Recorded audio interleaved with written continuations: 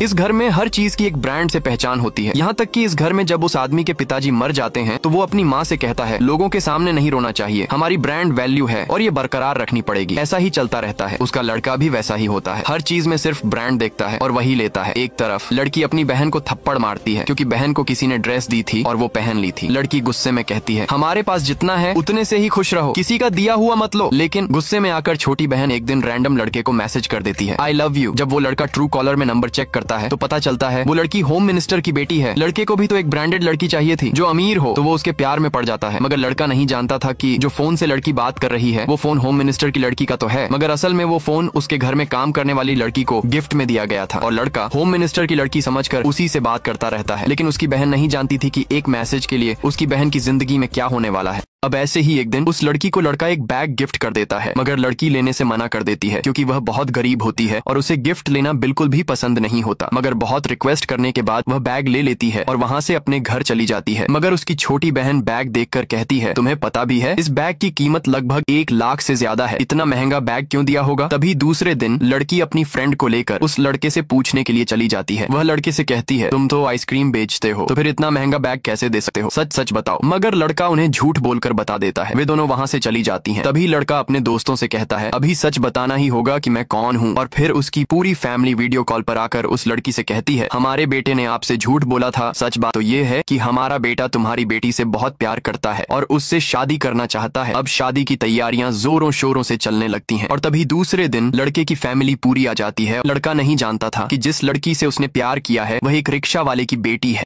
लेकिन तभी लड़के को सब पता चल जाता है कि जिस लड़की से उसने प्यार किया था वह होम मिनिस्टर की बेटी नहीं थी बल्कि एक रिक्शा चलाने वाले की बेटी थी। और बिना बताए वहाँ से उस लड़के की फैमिली घर पर आ जाती है क्योंकि लड़के के पिताजी को सिर्फ ब्रांडेड चीजें ही पसंद आती और वह लड़का भी होम मिनिस्टर की बेटी समझकर उसे प्यार कर बैठा था। मगर शादी के वक्त यह सब पता चलता है कि वह एक रिक्शा चलाने वाले की बेटी है, इसलिए लड़के की फैमिली घर पर चली आती है। मगर तभी लड़की के मामा जी उस लड़के के ऑफिस में चले जाते हैं क्योंकि वे लोग बिना कुछ कहे वहाँ से चले आए थे, इसलिए लड़की के मामा जी उनसे बात करने के लिए उनके ऑफिस आ जाते हैं। मगर तभी लड़का उस लड़की को फोन करके कहता है, सॉरी क्योंकि मैंने तुम्हें होम मिनिस्टर की लड़की समझकर प्यार किया था, मुझे ऐसा लगा था कि होम मिनिस्टर की बेटी ही मुझसे बात कर रही है, बाकी तुम्हारा स्टेटस देखो और मेरा स्टेटस देखो, भला मैं तुमसे कैसे प्यार कर सकता हूँ। और यह सब बातें लड़की सुनकर अंदर से टूट जाती है क्योंकि उसने सच्चे दिल से प्यार किया था। मगर लड़की की पूरी फैमिली ये सब बातें लड़की की मामा को बता देती है। अगले पार्ट के लिए वीडियो को लाइक, चैनल को सब्सक्राइब करके कमेंट में अपना नाम लिखें।